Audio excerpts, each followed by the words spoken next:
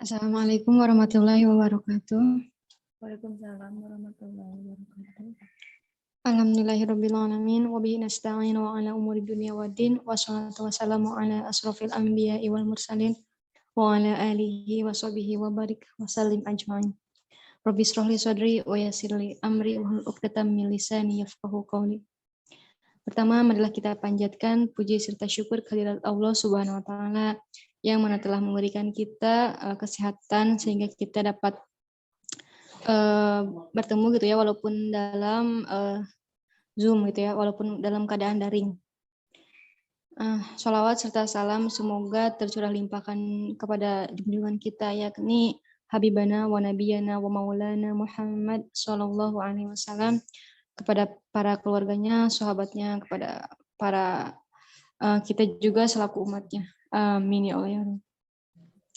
Di sini saya selaku moderator akan memandu jalannya presentasi, yakni presentasi kali ini merupakan tugas dari dosen etika profesi dan keguruan ya, yakni dosen Pak Ahmad Sulaiman. Dan kali ini presentasi yang akan dibawakan oleh Teh Aulia Nurisfa dengan judul Potret Pendidikan Masa Kini. Waktu dan tempat saya silakan kepada Teh Aul. Oke, terima kasih kepada Teh Hermin sebagai moderator yang telah bersedia untuk memimpin presentasi saya kali ini. Nah, di sini saya Aulia Nurisfa, kelas 5B akan mempresentasikan materi mengenai potret pendidikan masa kini. Boleh Teh Hermin di-share dulu? Iya, Teh sudah. Belum ada.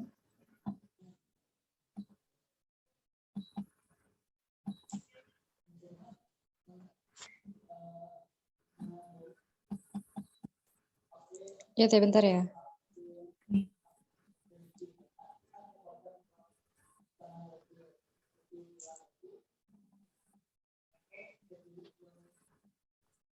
Bagaimana Teh Aul?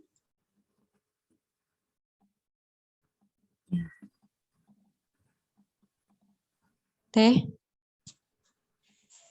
Sudah ada. Sudah ada? Iya, Mangga. Langsung saja ya Teh. Iya, Mangga Teh Aul. Mengenai potret pendidikan masa kini.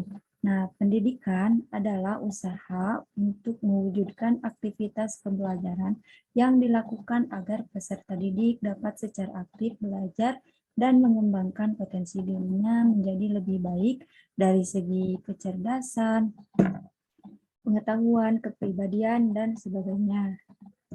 Next.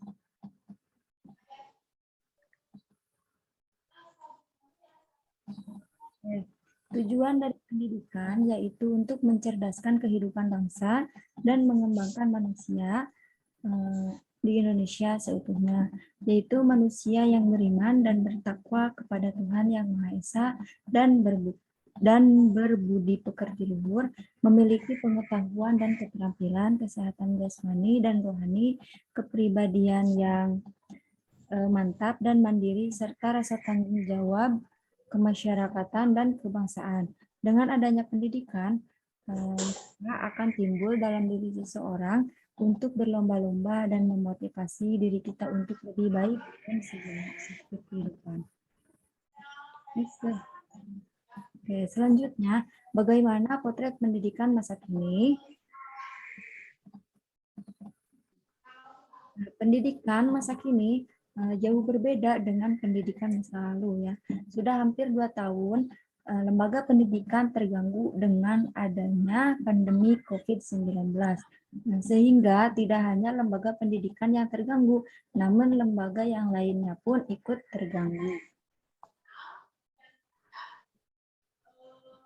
Nah, coronavirus atau COVID-19 menjadi suatu kasus yang mengakibatkan semua orang harus melaksanakan social distancing atau menjaga jarak serta menghindari kerumunan untuk memutus rantai penyebaran virus corona.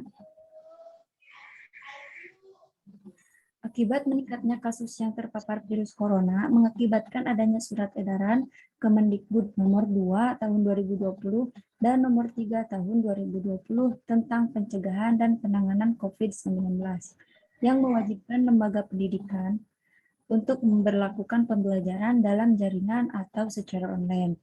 Pembelajaran online dapat dilaksanakan dengan menggunakan beberapa media jaringan belajar yang sudah tersedia seperti Zoom Meet, Google Meet, Google Classroom, WhatsApp Group, dan sebagainya untuk membantu kelancaran pembelajaran meski dengan posisi online. Nah, pada akhir 2021 terdeteksi yang namanya virus baru varian Omicron.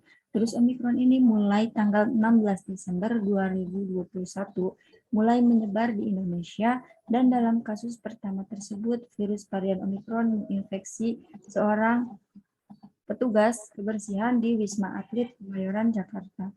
Dan sampai sekarang virus varian Omicron terus menyebar dan menyebabkan khususnya lembaga pendidikan menjadi terganggu, sekolah mulai dilaksanakan daring kembali di berbagai daerah.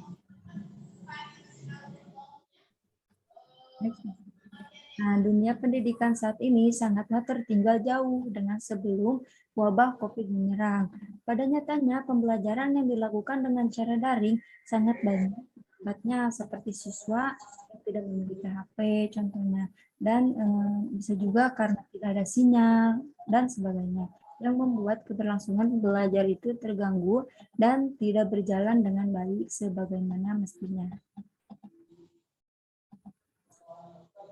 Beberapa pencegahan dapat dilakukan untuk memutus penyebaran virus, mulai dari mencuci tangan, menjaga jarak, memakai masker, menjauhi kerumunan, mengurangi mobilitas, hingga menghindari makan bersama dengan orang yang tinggal serumah. Semuanya akan sangat membantu mencegah penularan COVID-19 yang masih terus membayangi kehidupan kita.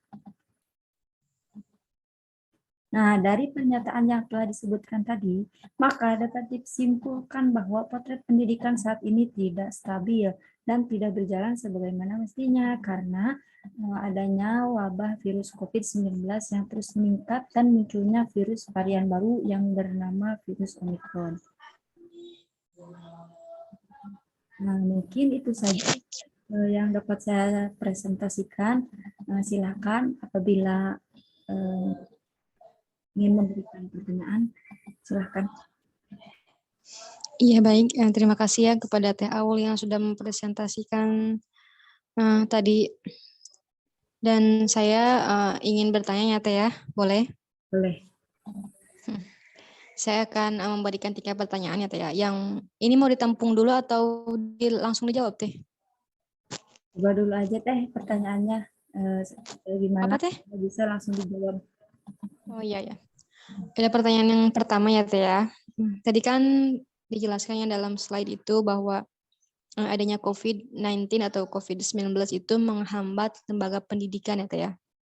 Yang pernyataannya itu seperti ini nih. Dan maksudnya Teh pertanyaan saya tuh seperti ini ya Teh ya.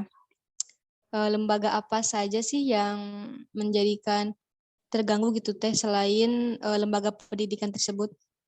Oke, mungkin langsung saya jawab aja ya Teh. Iya Teh, Aul mangga. Oke, tadi sudah dijelaskan adanya COVID itu menghambat berlangsungnya lembaga pendidikan. Contohnya sekarang kan pembelajaran juga kita sebagai mahasiswa kan menjadi terganggu sehingga harus dilaksanakan secara online. Itu kan. Nah, selanjutnya lembaga apa saja sih selain dari lembaga pendidikan? Nah, lembaga lainnya ada lembaga agama, lembaga ekonomi, lembaga pendidikan, lembaga politik dan hukum, serta lembaga keluarga. Nah, seperti itu Teh. Oke, cukup. Sekarang pertanyaan yang kedua ya Teh ya. Boleh, boleh. Tadi dalam slide juga tertera ada penjelasan mengenai surat edaran nomor 2 ya Teh ya. Oh iya. Nah, yang saya ingin tanyakan itu isinya tuh apa saja sih Teh dalam surat edaran nomor 2 itu? Surat edaran nomor 2 tahun 2020. Oke, Iya Teh. bentar deh. Nah, kebetulan saya ada filenya. Nah, surat edaran nomor 2 tahun 2020 mengenai pencegahan COVID-19 gitu ya. Nah, dalam suratnya itu yang pertama, dalam pencegahan dan penanganannya itu sebagai berikut. Yang pertama, memastikan ketersediaan sarana untuk cuci tangan pakai sabun, alat pembersih sekali pakai, atau hand sanitizer di berbagai lokasi strategis di lingkungan unit kerja. Yang kedua, memastikan bahwa pegawai di lingkungan unit kerja saudara untuk menggunakan sarana CTPS atau cuci tangan pakai sabun. Selanjutnya, memastikan unit kerja melakukan pembersihan ruangan dan lingkungan secara rutin, khususnya handle pintu, saklar lampu, komputer, papan tik atau keyboard, dan fasilitas lain yang sering dipegang oleh tangan. Selanjutnya, membatasi perjalanan dinas ke luar negeri, serta menangguhkan perjalanan ke luar negeri untuk keperluan yang dapat ditunda, terutama di negara-negara yang terdampak COVID-19. Selanjutnya, melakukan pemeriksaan suhu badan seluruh pegawai dan pengunjung. Yang keenam, mengingatkan pegawai untuk menghindari kontak fisik secara langsung. Yang ketujuh, menyediakan papan pengumuman yang berisi informasi mengenai pencegahan COVID-19. Yang kedelapan, menghimbau kepada seluruh pegawai dan pengunjung yang sedang batuk pilek untuk menggunakan masker. Dan yang terakhir, isi dari surat edaran nomor 2 tahun 2020, yaitu bagi seluruh pegawai diharapkan senantiasa melakukan klarifikasi terhadap semua informasi terkait COVID-19 yang diterima dan tidak menyebarluaskan informasi terkait COVID-19 dari sumber yang tidak valid atau hoax. Nah, itu saja Teh isinya dari surat edaran nomor 2 tahun 2020. Ada 9 poin. Ya Teh, sekarang pertanyaan yang ketiga ya Teh. Tadi kan Teteh sudah menjelaskan mengenai surat edaran nomor 2 ya Teh ya, dan terdapat 9 poin ya Teh ya. Dan yang ingin saya tanyakan sekarang itu isi dari surat edaran nomor 3 itu apa saja Teh?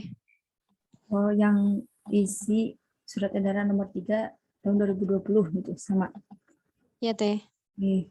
Nah, kalau isi dari surat edaran nomor 3 tahun 2020, yaitu yang pertama, mengoptimalkan peran usaha kesehatan sekolah atau UKS. Yang kedua, berkomunikasi dengan Dinas Kesehatan, Dinas Pendidikan, dan lembaga layanan pendidikan tinggi setempat untuk mengetahui apakah Dinas Kesehatan telah memiliki semacam rencana untuk persiapan dalam menghadapi COVID-19. Yang ketiga yaitu memastikan ketersediaan sarana untuk cuci tangan pakai sabun atau tadi CTPS. Yang keempat, memastikan bahwa warga satuan pendidikan menggunakan sarana cuci tangan pakai sabun minimal 20 detik dan pengering tangan sekali pakai sebagaimana mestinya.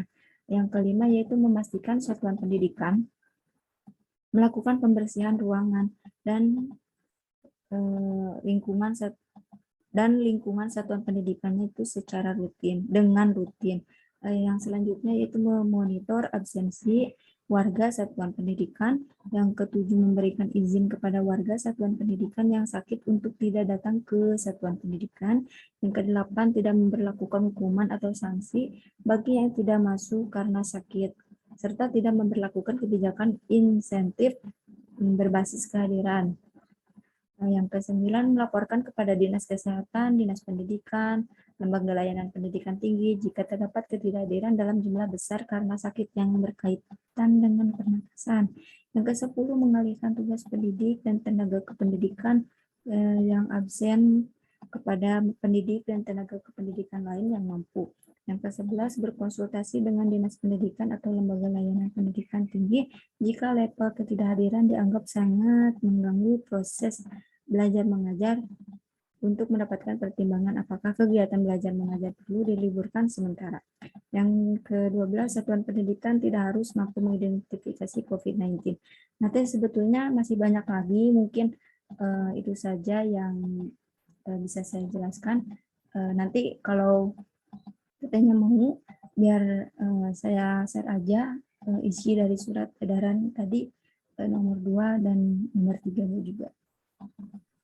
Ya, terima kasih ya atas jawaban-jawabannya Teh Awul. Oke, mungkin itu saja ya Teh yang bisa saya presentasikan. Selanjutnya saya kembalikan lagi kepada Teh Hermin selaku moderator. Ya, alhamdulillah presentasi dan tadi pertanyaan dan jawaban sudah dijawab ya sama pemateri, dan alhamdulillah presentasi dicukupkan ya sampai sini, dan saya selaku moderator mohon maaf apabila banyak kekurangan dan kesalahan ataupun ada kata-kata dari saya yang kurang berkenan di hati pemateri ya, dan saya mohon maafkan. Sekian dari saya, wallahul muwaffiq ila aqwamit thoriq. Wassalamualaikum warahmatullahi wabarakatuh. Waalaikumsalam warahmatullahi wabarakatuh. Terima kasih Teh. Ya, sama-sama.